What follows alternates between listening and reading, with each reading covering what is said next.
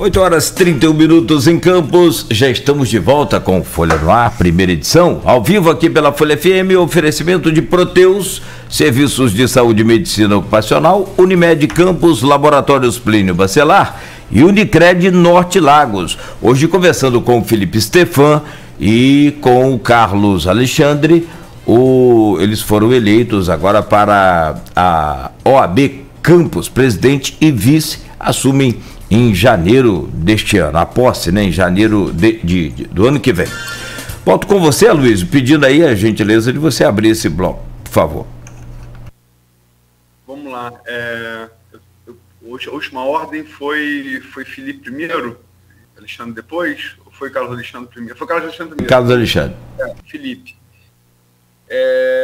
Felipe, você não está mais no magistério, mas já lecionou direito há alguns anos.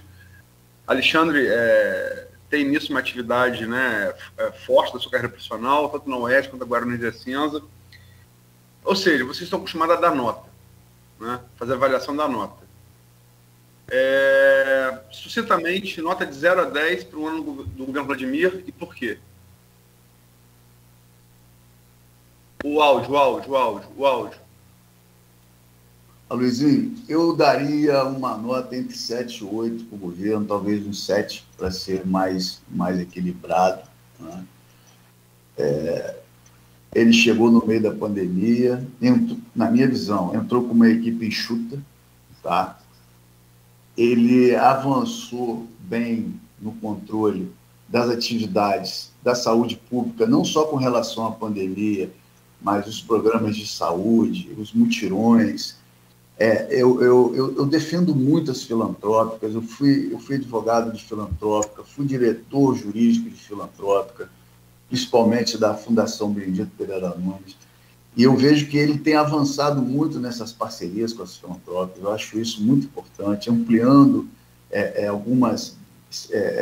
investimento em algumas especialidades. Esse olhar que ele está tendo com as filantrópicas eu acho essencial para nós conseguirmos ter uma saúde pública mais eficiente na cidade.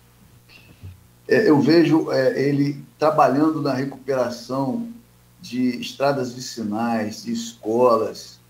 Eu vejo a limpeza pública funcionando bem. Quer dizer, óbvio que não é o que era antes, nós estamos retomando, né? A cidade está voltando depois de uma pandemia, no meio da pandemia, ela está voltando com as suas atividades, suas políticas públicas. O próprio CAGED nos aponta um saldo positivo na geração de empregos, e isso também não é uma exclusividade de Campos, né? O país vem experimentando aí desde meados do ano.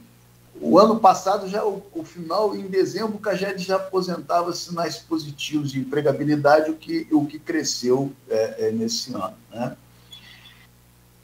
Então, eu vejo que ele recuperou algumas escolas, algumas UBS.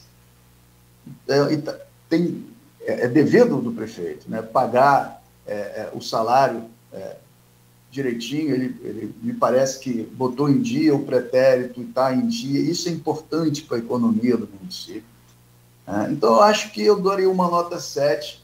É o primeiro ano, tem outros desafios pela frente. Eu tenho visto ele muito motivado na gestão, e isso é importante para todos nós. Eu defendo um desenvolvimento hoje econômico e tecnológico da região. Eu acho que Campos precisa dar esse exemplo. Eu me lembro que, no início do programa, até eu e Cláudio me perguntou qual era a minha expectativa. Eu me lembro que há muitos anos atrás, no governo Fernando Henrique, me perdoa esticar um pouco de ala, no final, acho que do governo Fernando Henrique, o Brasil passou por um balanço econômico, né? E aí ele teve uma sacada de botar o Ramínio Fraga no Banco Central. E numa entrevista com a Miriam Leitão, do Bom Dia Brasil, vou reproduzir, Cláudio, para você o que a gente não concluiu no início. Fala assim: Miriam Leitão, como você vê a economia do país? É o que eu vejo a economia do Brasil e de Campos e da região, tá? Ela falou: olha, os pessimistas estão arrasados. eles veem que eles estão assustados porque nós chegamos ao fundo do poço. Mas os otimistas estão felizes. Eu pergunto, mas feliz com o quê? Bom, se nós chegamos ao fundo do poço, a tendência é subir. Eu acredito muito nisso. Quer dizer, eu não vejo mais um fundo do poço, senão isso que nós chegamos. Nós viemos de uma crise da Lava Jato, que instalou-se uma grande crise econômica no país, fruto de acusações de corrupção de lá para cá, e depois nós entramos numa crise pandêmica. Isso balançou muito o país em termos de geração de oportunidade, empreendedorismo e empregabilidade. Então, eu olho para o futuro e vejo que a tendência é subir. E eu acredito que Campos tem tudo para ser o passaporte da região. Campos, São João da Barra, os municípios aqui, Italva, Cardoso também, São Francisco. Eu acho que esse pool de municípios da região tem tudo para alavancar o desenvolvimento econômico e tecnológico da nossa região. Então, minha nota fica próxima da do Felipe, eu daria um 7,5, quer dizer, é um 7,5 mais perto de 8 que de 7, se é que vocês me entendem. Não matematicamente mais próximo, mas se eu não pudesse dar nota picada, né, meio, seria um 8, entre o 7 e o 8 eu daria um 8. Eu acho que o Felipe destacou os pontos positivos muito bem, eu acho que há um empenho para melhorar a estrutura de saúde da cidade, uma boa relação com os hospitais contratualizados, acho que isso é fundamental, né? E foi fundamental no enfrentamento da pandemia, que eu achei o enfrentamento da pandemia super positivo e assim, mantendo a minha coerência, se eu dou nota -2 para o governo federal por conta disso, eu teria que dar uma nota boa para o governo Vladimir, porque eu acho que a atuação foi positiva. Os decretos foram, digamos, do ponto de vista temporal, foram bem articulados, você teve uma leitura boa da cidade, uma leitura técnica boa do fluxo, né, de internações. Então eu destaco esses aspectos positivos. E acho que eu só não dou uma nota mais alta por, digamos 3 pontos que eu acho que são ainda, se não negativos. Um eu acho muito negativo, mas algo que pode melhorar. Eu acho que do ponto de vista das ruas da cidade, eu acho que tem que haver uma melhora na questão dos buracos, na questão das ruas em si, né, do estado de conservação de nossas ruas. Acho que há muita reclamação em torno disso, isso é ruim, né, que fica um aspecto até um tanto sujo da cidade. Eu acho que deveria haver uma ação social mais ativa em relação aos moradores de rua, né, trabalhar com aluguel social, com albergue, tirar essas pessoas, aquelas que querem, né, tirar essas pessoas das ruas e tentar buscar dar o mínimo de dignidade, né. A gente tem um número absurdo de pessoas no centro, em outras ruas ao relento, sem qualquer tipo de condição minimamente digna de vida. Eu acho que o município tem que olhar para isso. E o grande ponto negativo que eu tenho visto no governo, que só nesse aí eu já tiro 2 pontos e meio, é a questão, para mim, muito pouco democrática, em que governo e presidência da Câmara têm atuado, muito pouco democrático, têm atuado no que se refere à voz da oposição, né? Eu acho que a tentativa fórceps de mudança do Código Tributário foi um pouco isso, né? Aí passou-se agora queriam empurrar em regime de urgência a mudança do código, sem ouvir, né, a oposição, que eu vi pelo menos nos debates. Depois quiseram fatiar essa mudança, e aí tem vídeos cortando a voz dos vereadores de oposição, né? Se isso é verdade, isso é um absurdo do ponto de vista democrático. Acho que não é assim que se constrói cidadania, que se constrói um governo pluralista. A democracia passa por tudo isso. Então eu acho que teria que aprimorar isso aí. Eu acho que tem que debater. Eu acho que as leis têm que ser fruto de debate, as leis têm que ser fruto de articulação política, mas transparente, aberta, com voz para todos. Esse eu acho que é um ponto realmente negativo. Mas ainda assim vejo muito mais virtudes do que defeitos. E concordo com o Felipe, eu acho que a tendência ela é melhorar, mas não esquecer do social, até porque o social sempre foi uma marca registrada, né, da família Garotinho. Então, não esquecer do social, acho que tem que aí fortalecer essas políticas sociais aí nessa situação. É muita gente abaixo da linha da miséria, é muita gente passando fome. Não há nenhuma expectativa, não há nenhuma expectativa de um verdadeiro desenvolvimento, crescimento econômico de um país com tanta gente passando fome, com tanta gente abaixo da linha de pobreza. Eu, particularmente, estou num momento econômico bom, mas me sinto muito incomodado, me sinto muito desconfortável em ver tanta gente passando fome, em ver, né, incrível como o pé de galinha foi valorizado e como tem gente aí fazendo sopa com osso. Isso aí não é bacana, isso aí não é legal. Vamos lá, estamos chegando no final, passamos até do horário. Projeção às eleições de 2022. Vamos sintetizar para governador, a eleição legislativa é sempre mais difícil, né? O governador está pintando aí Freixo com Cláudio Castro, Rodrigo Neves talvez correndo por fora, a possibilidade de Mourão vir e mudaria bastante o tabuleiro, vice-presidente da República. E para governador, com a polarização Lula, que é presidente, perdão, desculpa, obrigado, Nogueira, presidente com... Acho que ninguém discute que todas as pesquisas apontam, Lula praticamente está no segundo turno, a possibilidade até dele ganhar no primeiro turno, que na qual eu não acredito, mas as pesquisas revelam essa possibilidade. Ele não ganhou nem em 2002 nem em 2006, no auge da popularidade. Enfim, questão histórica acho que pesa. Mas Lula está lá no segundo turno. Acho que ninguém em sã consciência pode afirmar o contrário, ou supor o contrário. E uma polarização que parece desenhada por Bolsonaro, ela aparece agora com alguém... Isso não é simpatia, mas é uma constatação de pesquisa, né? Moro entrou e com um mês na pré-campanha ele fez o que Ciro não conseguiu fazer em 6 meses, que é tirar voto de um desses contendores, né? No caso dele de Bolsonaro, e já aparecendo com 2 casas decimais, né? Como é que vocês veem essas 2 eleições, Alexandre primeiro, depois Felipe? Eu acho que na reta final para governador a tendência é o Cláudio Castro crescer. A máquina, né, do governo está funcionando. São muitos municípios sendo abastecidos por recursos do Estado, e aí o plano de recuperação fiscal, né, do Estado ajuda isso, né? O Cláudio Castro é um aliado de Bolsonaro e a União Federal não vai retroceder, né, no Estado do Rio, então o governador vai continuar aí com o orçamento disponível para fazer as políticas dele, com isso adquirir apoio das prefeituras e, consequentemente, né, com a devida propaganda, a gente fica sabendo dos nossos municípios o quanto que o governo tem empenhado, o governo estadual tem empenhado. Lá na UERJ, realmente, o quadro é muito bacana, financiamento do governo. Eu acho que há uma tendência do Cláudio Castro aí crescer ainda mais na reta final. A presidência foi o que você disse. Eu desejo muito, é meu desejo que, se houver segundo turno, vai ser entre Lula e Moro.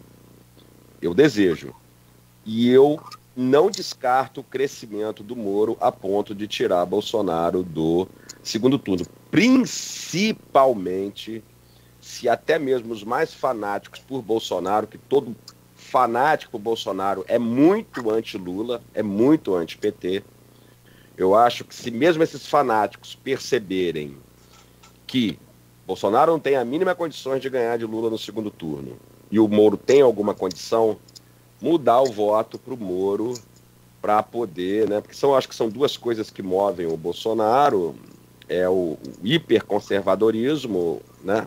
E o sentimento anti-PT. Mas eu acho que ainda o sentimento anti-PT, ele é, digamos, a maior fonte de votos de apoio do Bolsonaro. E se esse antipetista radical perceber realmente que o Bolsonaro não tem chance de uma vitória no segundo turno, ele pode ainda no primeiro turno virar o voto dele, né, numa lógica aí, lógica de salvação, virar o voto dele para o Moro e o Moro pegar o lugar do Bolsonaro no segundo turno. Então eu acho que eu concordo com você, Luizinho. Não consigo imaginar que essas pesquisas estejam mentindo, tamanha diferença, né? Eu acho que muita gente fala, 2018 foi a mesma coisa. Eu nunca vi uma pesquisa sequer, quando a eleição, o momento da eleição avançou, dando vitória do Haddad sobre Bolsonaro. Eu não vi. O Bolsonaro ganhou com folga no Haddad, como as pesquisas demonstravam. E também vi as pesquisas no primeiro turno, quando o Bolsonaro avançou, mostrando ele em primeiro lugar. Então, não estou achando que... Eu acho que é uma realidade. A reação ao péssimo governo de Bolsonaro está aí para as pesquisas. Estão demonstrando. Agora, quem vai no segundo turno com Lula, para mim, ainda é uma dúvida.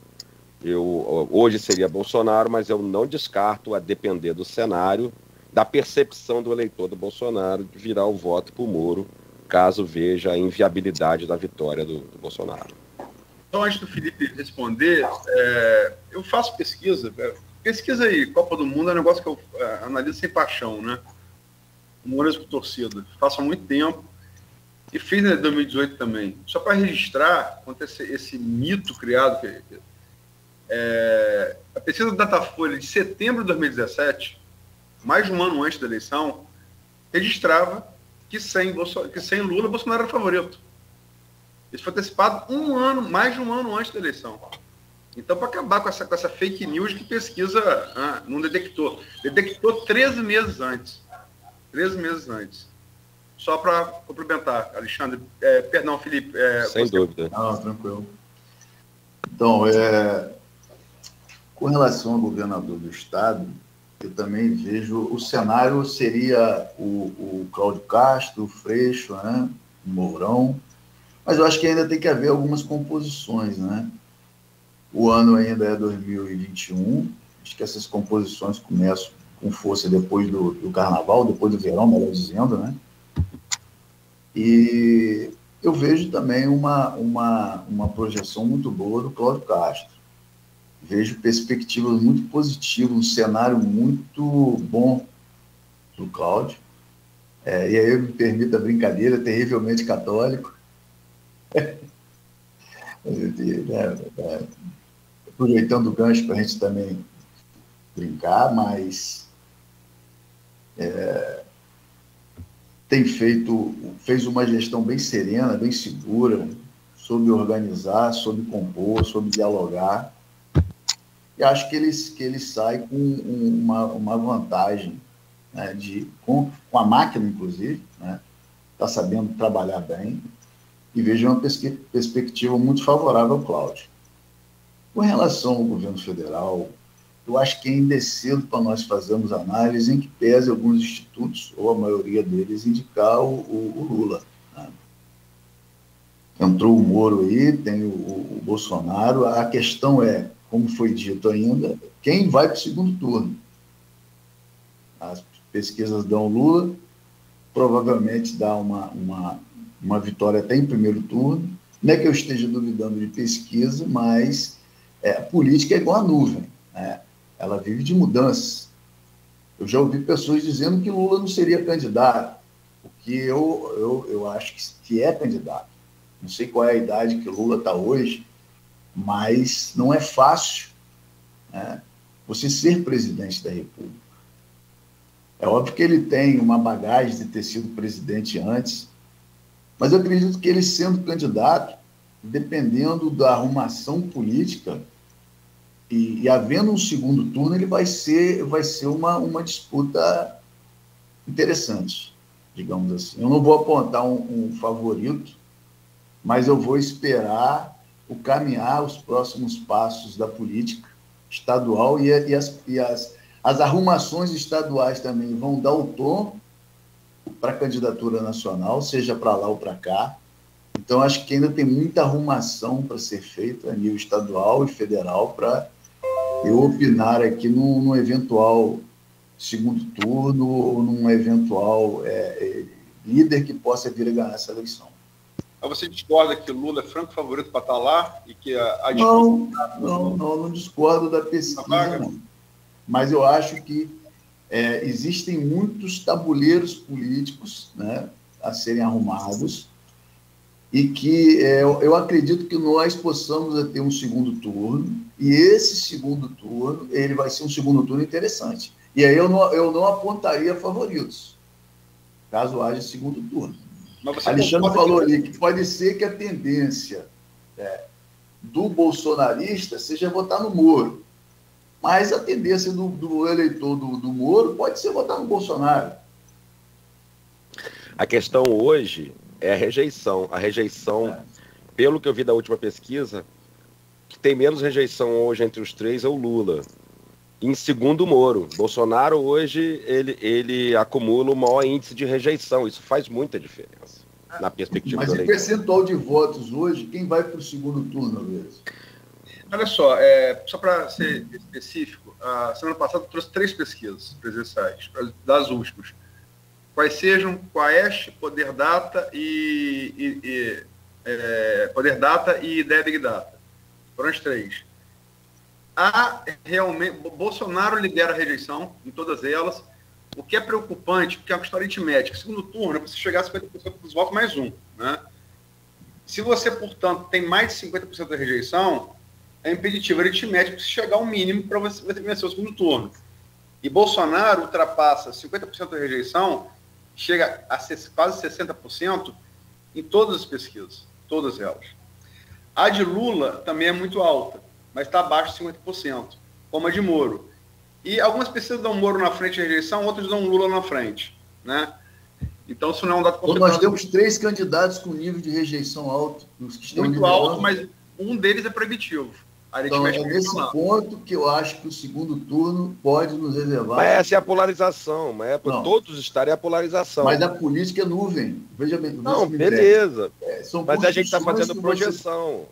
Você faz a projeção partindo do agora. Então, assim, se nada mudar, o que você enxerga para o futuro? O que a gente tem enxergado, na minha opinião, é um progressivo crescimento do Moro. E eu já nem sei se eu falo mais de estagnação do Bolsonaro, mas eu acho que cada vez mais ele vem diminuindo. O Moro tirou voto do Lula também, o Moro não tirou voto só do Bolsonaro, não. Só para ser justo, Alexandre, as pesquisas registraram na margem de erro uma leve recuperação do Bolsonaro. Uma leve recuperação. Na margem de erro, tá? Na última. As 3 últimas, uma leve recuperação. O que você falou aí, Alexandre, se nada mudar daqui até a eleição, muitas coisas irão mudar, entendeu? Então, mas... Então assim, eu não quero me arriscar. Não, beleza. Panorama.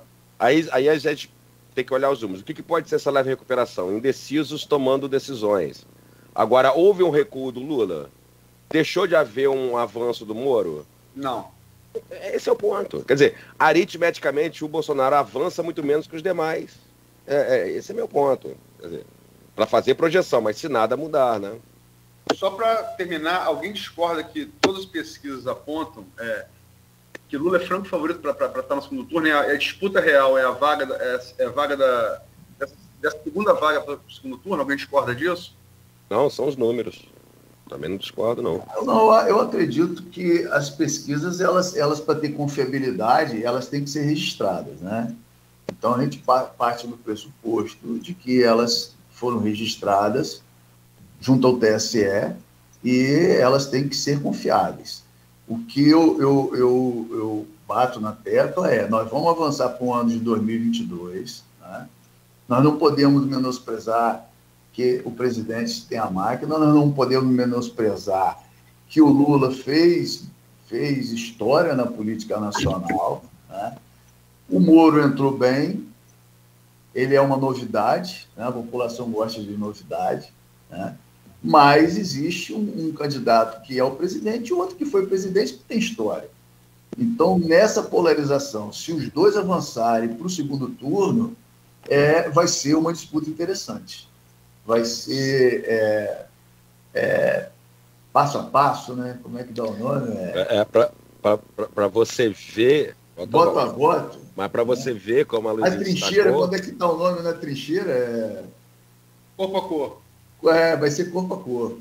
Mas para você ver como a Luizinha demonstrou... Então, agora em 2021, nós estamos em dezembro de 2021. Nós temos aí 10 meses para uma eleição. 9 meses. Então, 9 meses para uma eleição. Mas numa eleição polarizada, como foi em 2018, como a Luizinha destacou, pesquisa há mais tempo, né, há 13 meses antes do pleito de 2018, apontava Bolsonaro vencendo sem Lula e foi o que deu.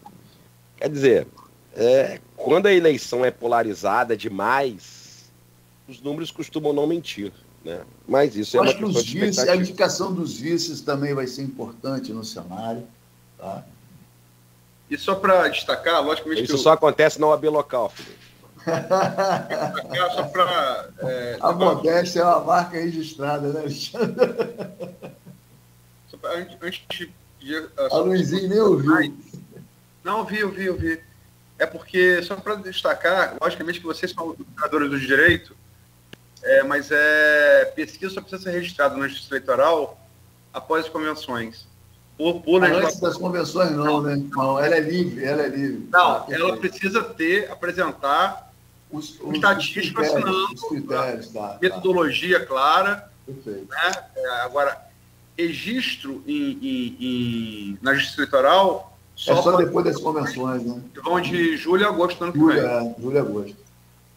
Só para... Né, eu acho que poderia até mudar mais, para dar mais credibilidade, poderia fazer com que houvesse um registro também em outros períodos, para que desse mais segurança à população. Né? Não que eu esteja duvidando dos institutos, de forma alguma, mas eu acho que o registro junto ao TSE, onde tem os critérios quantitativos, eu acho que dá uma margem de segurança maior. Bom, são 8h58, com essas projeções todas aí que acabam sem uma definição exata. É claro, ainda faltam 9 meses para as eleições e, como disse bem o Felipe, tem uma série esse tabuleiro ainda muda muita coisa. Agora, e tem que levar em conta também, foi dito aqui, justamente o poder do presidente que está no cargo. Tem aí o programa que ele lançou agora, né? No lugar do Bolsa Família. Tem ainda o Centrão, que se continuar dando apoio a ele é uma outra força. E tem ainda a escolha do vice do presidente a ser definido também, o que pode mudar ou não o cenário, né? Ou melhor ou pior, depende. Enfim, vamos continuar aqui. Já que a gente trabalhou isso hoje, foi uma temática interessante que nós trabalhamos aqui durante o dia, né? Eu acho que os dois poderiam indicar uma mulher como vice. Eu acho que cairia bem para o país, sem querer menosprezar eventual candidato homem de vice, mas acho que seria uma pauta interessante dentro de um universo hoje em que há uma política de inserção, de igualdade. Fica aí a minha posição. Fala isso para Bolsonaro.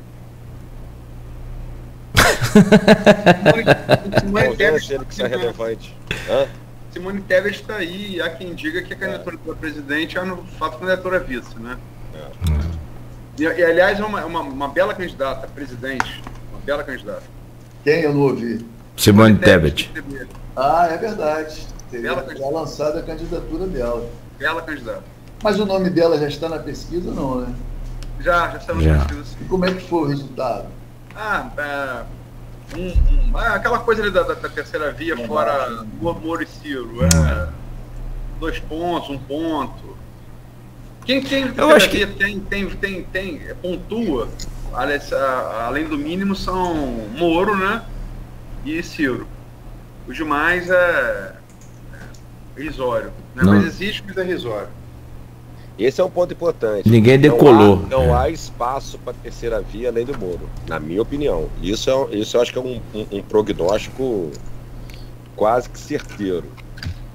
Entendeu? Não enxergo ninguém crescendo além do Moro como terceira via. Pode ser.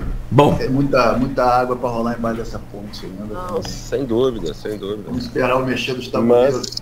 Mas é o que eu te falei, assim, se fazer prognóstico com os números de hoje. Sim. Caso nada de muito diferente aconteça. Rubi Ribeiro Neto está fechando aqui o programa e eu vou fechar com a mensagem dele. Filipão e Calex. que sejam ele diz aqui que sejam guiados por Deus e que sejam sempre amigos acima de tudo. Tá aí. Eu e Carlos Alexandre, a gente tem uma identidade boa, né? Como pessoa, como amigos que somos. Somos amigos e irmãos. Mas você vota em um, eu voto em outro, é só isso. Eu respeito muito a opinião dele, como ele respeita a minha. Quando a gente ousa discordar, é sempre com muita elegância, é sempre com muito respeito. E é isso que eu acho que tem que existir, tanto E aí, voltando lá na prerrogativa, é isso, né? É ousar discordar sempre com respeito. Eu acho que é a base central da vida social e da vida profissional. E aí eu quero agradecer aí a Luísio, do Grupo Folha, um grande amigo também, um grande amigo.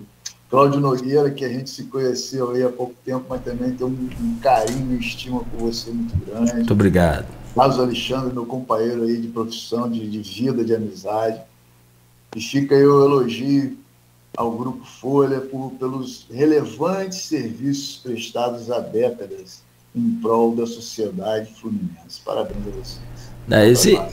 O Felipe é um cara extraordinário, extremamente passional. Ele parece, ou eu me pareço com ele. Nós fomos fazer o teste pelo Skype a primeira vez, nós levamos 40 minutos conversando. Muito bom, muito bom. Espero que em breve a gente possa estar junto aí para. Né, Eu tive a honra, Cláudio, de ser articulista da Folha. Fiquei, eu acho que uns 3 anos escrevendo no jornal, o primeiro periódico que eu tive a honra a convite de Luizinho, e foi uma honra muito grande fazer parte dessa equipe. Vê que está na hora de voltar, não? Bom, 9h03, deixo com vocês aí. O doutor Carlos Alexandre também, muito bom dia, muito obrigado aqui mais uma vez pela sua participação, sucesso, sempre aí, agora como voltando a integrar os quadros diretivos da OAB, e lá no Easy Senza também, compromisso grande e importante lá, né, na coordenação do curso de Direito. Grande abraço, bom dia, muito obrigado. Eu agradeço também a você, Cláudio, a você, a Luizinho, pela oportunidade, mais uma vez, de falarmos aqui, né, de tantos assuntos, mas principalmente dos desafios da OAB. Felipe, meu caro irmão de amizade e de luta, né? Desejo boa sorte, Felipe, a você, e você deseja a mim dessa nova empreitada, né? Os advogadas sabem que podem contar conosco, né? Como você bem disse no começo, respeitando a gestão, que não acabou ainda. Então, mas nós estamos aí já pensando, formulando, construindo o que vai ser essa gestão, né? Com todo respeito à gestão anterior, e também parabéns ao Grupo Folha, e mais uma vez obrigado e forte abraço. Temos um problema aqui no nosso link de streaming, né? E ficamos sem a rede social aqui, mas também já no finalzinho aí, né? Pedimos desculpas por isso, mas agradecemos a vocês. Bom, meu caro Aloysio, são 9h05 também, vamos encerrando por aqui. É claro, evidente, deixo você aí para se despedir dos convidados. A gente tem alguns comentários aqui. A Joana Barcelos, também advogada, bom dia. Eu, mulher, presente aqui. Gênero foi abordado aqui, né? Tem também... mas é porque botaram uma série... Entrou na discussão Lula-Bolsonaro, pronto. De um lado e de outro. Zuleika Falcão, excelente entrevista, parabéns aos envolvidos. Sintetizo nessas duas mulheres as impressões sobre a entrevista, também gostei muito, obrigado aí a Felipe, Stefan e a Carlos Alexandre de Azevedo Campos pela presença, pela entrevista. Falamos sobre vários temas. Destacar também, render as homenagens aqui a gestão do Cristiano Miller, da frente da OAB, né? Eu acho que foi uma boa gestão, não foi exitosa nas urnas, mas isso é da democracia, a alternância de poder faz parte do jogo democrático, mas teve sempre uma postura institucional, no meu juízo pessoal, como jornalista, como cidadão, muito boa. Como Felipe e Alexandre também tiveram virtudes nas gestões que fizeram antes, e faço votos de que tenham ainda mais agora. E para anunciar amanhã, só para lembrar em relação a Moro Bolsonaro, acho que a melhor definição quem deu foi o Lauro Jardim. Eu concordo com o Filipão. Eu acho que quem tem a máquina na mão está sempre no jogo. E o Lauro Jardim, no domingo passado, definiu bem essa disputa. Não é entre Moro e Bolsonaro, entre Moro e o erário. E o erário não deve ser expressado. Pelos motivos que o Alexandre já externou aqui, né? Tudo na mão da União. E anunciar que amanhã a gente vai trazer aqui o Leonardo Ferraz, da Unimed, para levar um papo também sobre plano de saúde, sobre a pandemia da Covid, né? Sobre essas mudanças aí, o que essa pandemia trouxe de mudança em relação aos planos. A cooperativa de médico de Campos, que tem um hospital próprio, né? Vão estar mandando conversar aqui um pouco com ele. Obrigado aí de novo, Alexandre e Filipão. Valeu. Forte abraço. Abraço. Bom dia. Valeu. Alexandre. Oi? Saudações rubro-negro. Saudações.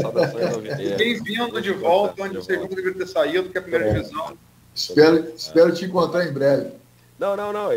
Agora você vai encontrar outro Botafogo, né? A SAF, né? Cuidado que o dinheiro tá chegando aí.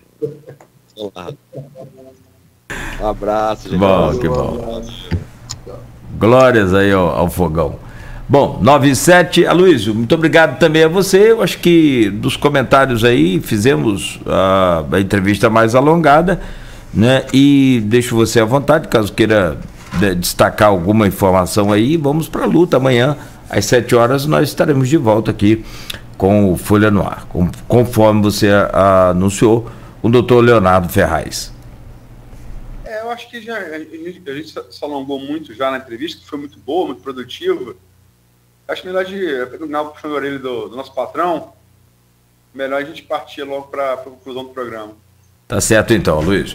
Muito obrigado, são 9h08. Amanhã de volta às 7 com Folha no Ar, primeira edição, ao vivo sempre, com o oferecimento de Proteus, serviços de saúde e medicina ocupacional com a qualidade certificada ISO 9001-2015, de Unimed Campos, cuidar de você, esse é o plano, e ainda Laboratórios Plínio Bacelar, com apoio também de Unicred Norte Lagos, quem conhece, valoriza.